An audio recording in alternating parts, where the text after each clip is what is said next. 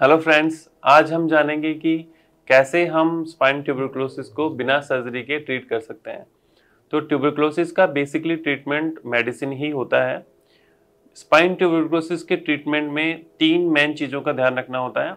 सबसे पहले rest, patient को रेस्ट करना चाहिए, एक्सरसाइज नहीं करना चाहिए, अपना नॉर्मल एक्टिविटीज़ करनी चाहिए।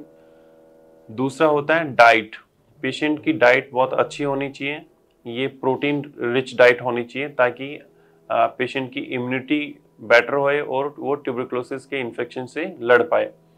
थर्ड होता है मेडिसिन।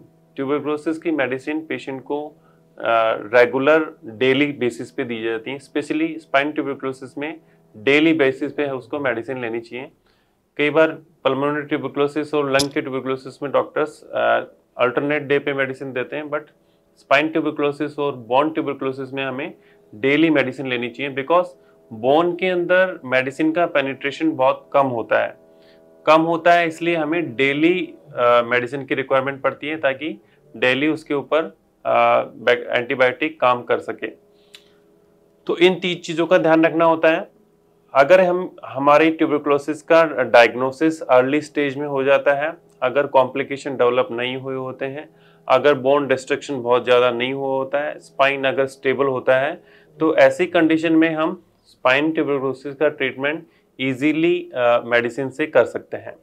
95% जो पेशेंट हैं वो बिना किसी सर्जरी के ओनली मेडिसिन, रेस्ट और डाइट से ठीक हो जाते हैं। स्पाइन ट्यूबरकुलोसिस के अंदर हम मेडिसिन बेसिकली 12 मंथ्स के लिए कंटिन्यूसली देते हैं। 12 मंथ्स पे हम असेसमेंट करते हैं with MRI and X-ray and blood investigation कि कोई ट्यूबरकुलोसिस का छोटा मोटा इन्फेक्शन अगर बाकी तो नहीं रह गया है।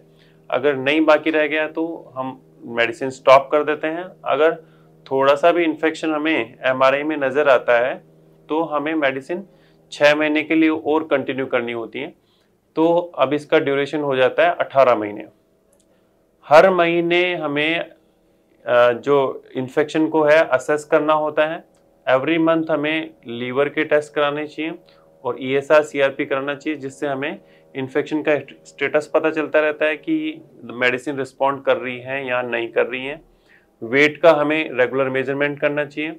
लीवर फंक्शन का मेजरमेंट इसलिए करना होता है बिकॉज ट्यूबरकुलोसिस की जो मेडिसिन होती हैं वो हेपेटोटॉक्सिक होती है, मींस लीवर के लिए टॉक्सिक होती हैं। तो हमें रेगुलर असेसमेंट करना होता है कि लीवर पे कोई बुरा असर तो नहीं हो रहा है।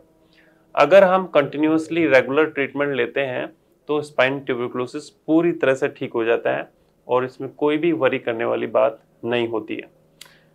थैंक यू फ्रेंड्स, बने रहिए हमारे यूट्यूब चैनल पे आगे जानने के लिए कि हमें स्पाइन TB में कब सर्जरी की आवश्यकता पड़ती है और क्या क्या इसकी सर्जरियां पॉसिबल है। Thank you.